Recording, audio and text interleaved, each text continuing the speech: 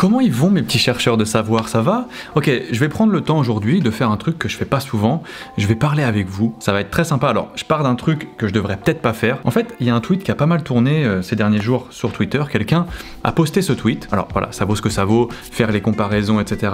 Je pense que c'est pas forcément une bonne chose, mais en tout cas, il s'est passé des choses assez incroyables dans les commentaires. Je vais aller les lire. Alors, c'est peut-être la meilleure façon de faire une FAQ vraiment à contresens, hein, parce que on est sur Twitter et globalement, les gens, ça tacle à mort. Mais donc ça va me remettre un peu à ma place, ça va faire du bien. Et puis voilà, on va apprendre à mieux se connaître. C'est quelque chose de très positif, je pense. Déjà, je trouve ça fou qu'un tweet comme ça puisse tourner autant. Il y a eu plus de 4500 retweets, 35 000 likes et tout. Donc quelque part, ça montre un certain intérêt, donc merci déjà. Mais le truc le mieux... Je sais pas parler en fait. C'est les tweets cités. C'est très vénère. C'est très vénère. Franchement, Nozman, c'est zéro. Dès que tu lis ça, ça picote un petit peu. Mais surtout, c'est pas grave parce que j'ai jamais trop de problèmes avec, que ce soit les commentaires négatifs ou les commentaires positifs. J'ai même parfois un petit peu plus de problèmes avec les gens qui sont ultra positifs dans leurs commentaires, genre ça c'est la meilleure chaîne qui soit ever machin. J'ai toujours un petit peu plus de distance et un regard un petit peu plus méfiant vis-à-vis de ce genre de commentaires que les gens qui taclent en fait. Imagine Dr Nozman, il a du matos de ouf chez lui pour proposer des expériences de qualité et le seul truc que les gens retiennent de ses vidéos c'est « il liste des pages Wikipédia !» C'est vrai que c'est le commentaire le plus facile que tu peux poster quand t'as pas nécessairement confiance en le créateur ou la créatrice qui fait le contenu que tu regardes en fait. Là où je peux comprendre ce genre de retour, il lit des pages Wikipédia, c'est parce que je pense que t'as affaire à quelqu'un, je parle de moi, qui n'est pas expert dans son domaine. Quand je fais une vidéo sur la physique quantique ou quand je fais une vidéo sur l'ADN ou quoi, je ne suis pas expert dans ces domaines-là, à la différence de par exemple une chaîne comme La Fouloscopie, qui lui est expert dans le domaine des mouvements de foule, etc. Il a fait son travail là-dessus, il en fait des vidéos, il est expert. Je pense qu'il reçoit moins ce genre de commentaires que moi. Mais je reçois pas des masses non plus, hein, faut pas croire. Il y en a quelques-uns de temps en temps. En fait, moi, mon travail principal, c'est avant tout d'essayer de vous donner confiance en moi. C'est une grande part de mon travail, et ça passe par une grande rigueur dans le travail de recherche que je fais pour écrire les scripts. C'est fondamental. Je sais que je ne suis pas expert dans ces domaines-là, je l'ai jamais revendiqué, je l'ai même dit plein de fois, hein, je suis pas du tout docteur, je suis pas du tout spécialiste dans les domaines des vidéos dont je parle en fait, je suis vraiment un simple passionné, un très grand curieux, mais surtout ce que j'ai appris de la vulgarisation scientifique et en côtoyant énormément de docteurs, de spécialistes, de physiciens, de biologistes et tout, c'est d'avoir une rigueur de fou quoi. Et je pense que c'est ce qu'on arrive à faire. Toutes nos vidéos, l'intégralité des scripts sont justement sourcés de A à Z. Il y a une tonne de sites qu'on consulte, et pas Wikipédia. Wikipédia ça arrive, hein, c'est un très bon site si tu veux commencer des recherches. Mais après, on va sur des sites vraiment plus poussés, des ouvrages, des livres parfois, et surtout l'intégralité des scripts, tous sont ensuite backés par des spécialistes dans leur domaine, ce qui fait que en fait, les textes, une fois qu'ils sont terminés, ils sont 100% validés, il n'y a pas d'erreur, etc. Donc, quelque part, si vous validez un spécialiste, vous validez aussi les vidéos de la chaîne. Et ça, c'est vraiment une priorité pour moi. Mon job premier, c'est d'apporter des facts vrais, des vidéos scientifiques qui n'ont pas d'erreur, d'apporter de l'information, d'apporter des connaissances. Je me bats contre la désinformation. C'est vraiment mon combat numéro 1. Je déteste les gens qui désinforment. Donc, j'ai pas envie de le faire. À tel point, je déteste ça tellement que quand je peux poster des vidéos et je vois après qu'il y a des retours de gens qui sont vraiment spécialistes, qui disent « Ah, là, il y a une coquille, là il y a une erreur », c'est toujours super bienveillant d'ailleurs, hein. Ça m'est arrivé 2 fois, une vidéo sur la génétique, je l'ai retirée, je l'ai réuploadée quelques semaines après, une fois qu'il y a eu des corrections de fait, et il n'y a pas si longtemps que ça non plus, une vidéo sur les crypto-monnaies, dans laquelle j'ai dit 1 ou 2 coquilles, c'est des choses qui arrivent en fait, même les spécialistes vous le diront, voilà c'est comme ça, c'est pas grave en fait, c'est même sain, et du coup j'ai retiré cette vidéo, c'est même pas une question de vues ou quoi, parce que la vidéo elle a le temps même en 1 heure de faire des dizaines de milliers de vues en fait, ça se peut, ça arrive des fois qu'il y ait des petites erreurs qui se glissent, mais globalement, mon travail numéro 1, c'est de faire en sorte que vous ayez confiance en ma personne, et ça passe par une rigueur extrême, et c'est ce qu'on essaye de faire toutes les semaines sur la chaîne. Il faut vraiment être intellectuellement simple pour être rassasié de, particulièrement Nozman. Ah la vache! C'est vraiment la FAQ que je vais préférer faire sur la chaîne parce qu'elle me remet à ma place. Vraiment, les goûts et les couleurs, moi, je comprends ça totalement. Typiquement, c'est quelqu'un qui doit pas apprécier trop mon contenu, mais il y a pas de problème, c'est comme ça, c'est humain. Voilà, les goûts et les couleurs, ça se discute même pas. J'avoue, il y a le truc rassasié intellectuellement. Bon, du coup, peut-être qu'il questionne un petit peu aussi le niveau, la puissance, la dureté de compréhension de mes vidéos. Personnellement, je ne pense que je ne ferai jamais de vidéos pour les experts. Je suis pas là pour ça. Moi, mes vidéos, c'est une porte d'entrée pour les gens qui ont envie de s'ouvrir l'esprit. Effectivement, ça va jamais être des vidéos d'une complexité sans pareil. Je veux que ce soit des vidéos qui soient accessibles pour les spécialistes, comme ça ils sont contents, ça parle de leur sujet, mais également pour les néophytes. C'est vraiment mon mot d'ordre. Je veux pas faire des vidéos pour les spécialistes, je veux faire des vidéos pour absolument tout le monde. Peut-être que d'un d'eux est absolument titanesque niveau intelligence, mais en tout cas, personnellement, Pas moi, a priori. Faut rappeler que Nozman a raté sa L1 de bio et que Poisson Fécond s'est tatoué le logo de son entreprise. Bon, bref, j'ai pas raté ma L1 de bio. Ça, c'est ouf parce que c'est dingue quand t'es quelqu'un de public en fait sur internet. Il y a des choses qui se disent de partout. J'ai pas raté ma L1 de bio. La réalité de cette histoire, c'est que je l'ai arrêté parce que le N-Spinner m'a pris littéralement tout mon temps.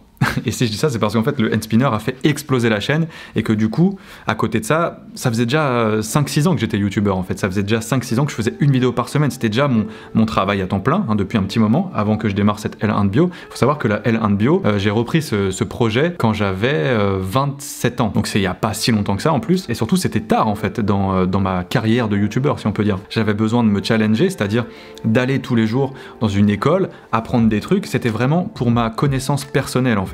Et j'avais envie de lier ça avec un format YouTube, c'est pour ça qu'est né le Sci-Vlog, un espèce de format dans lequel je documentais ma nouvelle vie d'étudiant. Mais par contre, je l'ai dit dès le début, cette L1 de bio, j'étais inscrit en candidat libre, c'était pas diplômant, il n'y avait pas de devoir, il n'y avait pas de partiel, c'est purement pour la connaissance de tout le monde en fait. Et d'ailleurs, je refais un big up à l'Université Paris Diderot, un énorme merci au fait qu'aujourd'hui, tout le monde peut aller à la fac, tout le monde dans le sens où même si t'as pas envie d'être diplômé, tu veux juste apprendre des trucs, tu peux t'inscrire en candidat libre, ce sera pas diplômant, ce sera juste toi, tu vas aller essayer d'apprendre des trucs, tu peux aller en amphi, etc. et suivre tout ça. C'est ce que j'ai fait, il n'y avait pas d'histoire de diplôme, il n'y avait pas de devoir, c'était juste pour apprendre des trucs et c'était mortel. Même si ça a duré que 6 mois parce que derrière, la chaîne elle a explosé comme jamais, mais j'ai pas raté ma L1 de bio. Par contre, je pense que je l'aurais peut-être raté, hein, et ça c'est possible, je dis pas le contraire. Hein. Vous avez le crack trop facile. Vous êtes bon putain, vous êtes vraiment bon. Mais ça fait mal un petit peu. De toute façon, être le crack, est-ce que c'est vraiment une bonne position? Je sais pas. J'ai pas envie que tous les regards soient postés sur moi. Je sais que ma chaîne, c'est une chaîne assez grosse dans le paysage de la vulgarisation sur YouTube, mais j'ai pas envie d'être défini comme le crack. D'ailleurs, Anna l'a bien redéfini, hein. Vous avez le crack trop facile. Non, je pense qu'on a en France un paysage de la vulgarisation qui est assez beau. Il y a quand même pas mal de choses, il y a plein de domaines qui sont représentés. Et c'est ça qui fait la force de notre domaine. C'est ça qui fait la force vraiment de la vulgarisation scientifique sur YouTube. Si j'ai une culture scientifique alors que je fais des études littéraires ou artistiques, c'est grâce à eux deux. Oh là là, putain, ça fait plaisir. Quand je vois ce genre de commentaires, j'ai l'impression de réussir mon devoir dans le sens où, comme j'ai dit tout à l'heure, moi ce que je veux c'est intéresser tout le monde, autant les littéraires que les gens qui sont dans l'art, que les... Enfin bref, tout le monde en fait. Je veux essayer de faire plaisir à tout le monde. Je veux que quand tu arrives sur ta petite page YouTube là, tu regardes un petit peu ce qu'il y a dans les recommandations, tac, tu vois, ah, une vidéo sur les fractales, ok, pourquoi pas. Voilà, c'est ça que je veux en fait, c'est que a priori une vidéo qui semble un petit peu un sujet un petit peu compliqué, hein, les fractales, paf, puisse intéresser tout le monde. C'est vraiment ça mon but et je pense que c'est ce qu'il y a de plus intéressant à faire en fait, c'est intéresser tout le monde. Donc quand je vois ce commentaire, ça fait plaisir. J'ai pas de trou pour rien. Waouh, ça c'est trop deep pour moi par contre. L'un est diplômé, l'autre a plusieurs cas de polémique et de désinformation. En plus, il parle bizarrement, mais pas Poisson Fécond dans le même panier que le docteur là. Bon, je vous avais dit, hein, les citations de ce tweet, elles sont énervées. Donc l'un est diplômé, il parle de moi, du coup, bah c'est faux. Enfin si, j'ai des diplômes, mais pas ceux auxquels tu penses a priori, parce que je n'ai pas de L1 bio, ni de doctorat. Oh non, il a pas de doctorat. Mais sérieusement, ça fait plus de 10 ans maintenant que la chaîne existe, ça fait 10 ans que je fais des vidéos scientifiques. C'est un petit peu comme mes études finalement. C'était vraiment mon terrain de jeu et c'était incroyable en fait. On dirait que j'arrête. C'est vrai, je vais arrêter en fait, c'est ma vidéo d'adieu. Salut.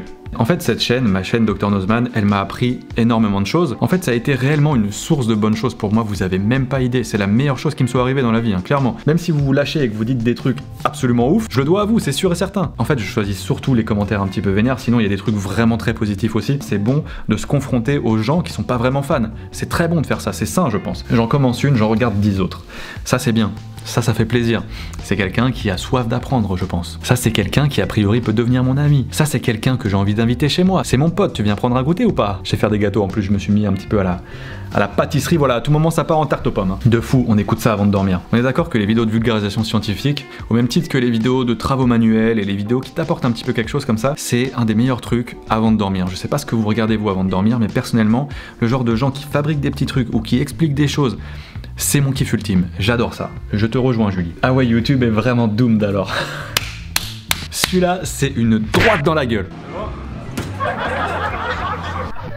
Mais YouTube n'est pas doomed du tout, loin de là, il y a des trucs géniaux. Je vais vous donner 3 de mes chaînes préférées dans la vulgarisation francophone. Il y a Science Étonnante, hein, clairement trop fort. Le Sense of Wonder, génialissime. Syllabus aussi, c'est de la balle. Et d'ailleurs, enfin en tout cas pour David Loapre et Sébastien Carassou du Sense of Wonder, c'est des personnes qui sont donc expertes dans leur domaine, avec qui je travaille de temps en temps. Ça m'est arrivé de leur envoyer certains de mes scripts pour qu'ils les valident en fait. Des textes typiquement sur l'astronomie ou des choses comme ça. Pouf. Et le mec, est trop fort en fait. Donc évidemment, effectivement, il y a une espèce d'émulsion comme ça de créateurs. D'ailleurs, j'ai déjà fait une vidéo avec Sébastien Carassou, c'était trop bien, c'était un vrai ou faux sur le soleil, je crois. Et donc ça m'arrive très souvent de travailler avec des spécialistes qui sont pas forcément des créateurs de contenu sur internet, encore une fois, pour ne pas que mes vidéos ressemblent à des fiches Wikipédia. Hein, c'est important ça. Sinon, en chaîne américaine, Stuff Made Here, Nile Red. Vraiment Nile Red, je surkiffe cette chaîne. Je pense que c'est ma chaîne YouTube préférée ever. Et Veritasium, clairement. Ok, on continue. YouTube n'est pas doomed, je vous l'assure. Tous les soirs, sinon je dors pas. Voilà qui fait plaisir. Tous les soirs, sinon je dors pas. Enfin, calme-toi quand même. Fais un peu de méditation, tu vas t'endormir. T'inquiète pas, ça va aller. Tiens, si tu veux, je te fais un petit peu d'ASMR que tu pourras utiliser pour t'endormir. Alors là, tout de suite, je vais prendre ma petite géode et la mettre dans mon concasseur. Maintenant, je vais serrer. Elle a explosé. Je pense que c'était super gênant. Je vois que des cons pour les critiquer, ils sont trop forts. Alors, non et oui. Non, ils sont pas trop cons, ils ont le droit de critiquer. Moi, je suis ouvert à la critique, j'aime ça en fait, c'est positif. Et ils sont trop forts, ouais, clairement. Enfin, surtout moi en fait, a priori. Je plaisante, je suis pas ce genre de connard à se la péter, clairement. Non mais c'est là où je vous disais que globalement la communauté elle est super bienveillante, et là, bon bah c'est Twitter, c'est salé, c'est comme ça, et c'est marrant de faire cette FAQ comme ça, mais globalement vous êtes une bande de petits nuages tout moelleux, trop gentils là, je prends le nuage comme image parce que vraiment c'est que ça que j'ai dans la tête pour imaginer quelque chose de mignon, tu vois. Je crois que c'est la vidéo sur les tornades, elle m'a mis une claque niveau des tornades et tout, je suis pas bien. Bref, je vous aime et vous me le rendez bien, vraiment vous me le rendez très bien. Le bas de gamme des vidéos scientifiques. Bon, vous me le rendez pas tous trop bien. Sauf Azo, quoi. Lui me le rend pas bien. Moi, de toute façon, je suis amoureuse de Nozman. Bah tiens donc. Écoute, moi aussi, je suis amoureux de quelqu'un dans la vie, et ça depuis 12 ans. T'imagines? Ça fait 12 ans que je suis amoureux de la même personne. Mais ça se passe bien, hein. Je l'aime toujours autant, hein. Voilà. En fait, je t'ai mis un vent, là. Je viens de te... Ouais, putain, la vache. Ah, putain. C'est non. Ok. Ok Clo. Je connais même pas, oh my god. Écoute, je vais me présenter. Moi c'est Dr Nozman, je tiens une chaîne de vulgarisation scientifique depuis 10 ans. J'ai bientôt 4 millions d'abonnés, 4 millions de personnes qui suivent la chaîne. Et globalement, je lis des pages Wikipédia à ces 4 millions de personnes.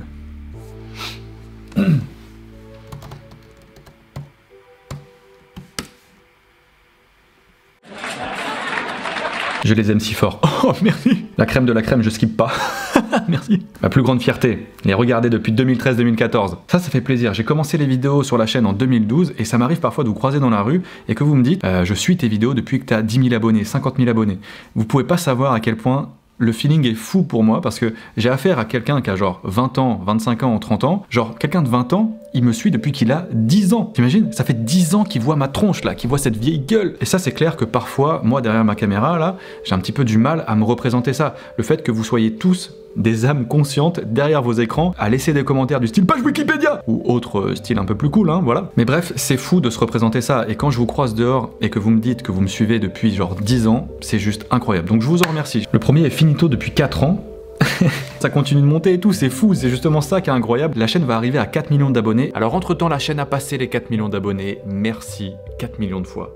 C'est incroyable. Et ça m'arrive encore de temps en temps de sortir des vidéos qui explosent, mais souvent je me remets en question, je me dis mais c'est pas possible que ça continue de fonctionner, c'est pas possible, comment ça se fait? Là je vais poster cette vidéo, ça va bider, c'est pas possible. Des fois il y a des vidéos qui marchent moins bien que d'autres, c'est normal. Toutes les chaînes ont une vie comme ça, qui va et vient. Il y a des vidéos qui marchent moins bien, il y en a qui explosent, ça fait remonter les stats, etc. C'est comme ça l'inertie d'une chaîne, mais globalement je peux que vous dire que depuis 10 ans, ça va plutôt bien en fait. Et merci de faire grandir ça encore aujourd'hui. C'est incroyable. T'en regardes une, c'est fini, c'est une spirale infernale. Je vais t'expliquer pourquoi c'est peut-être une spirale infernale. En tout cas sur la chaîne, je prends un plaisir monstrueux à essayer de faire varier les formats, à essayer de faire varier le style en fait. Il y a encore un an, je faisais encore des ouvertures de géode. Tu remontes un an plus tôt, je faisais toutes les vidéos d'objets, etc.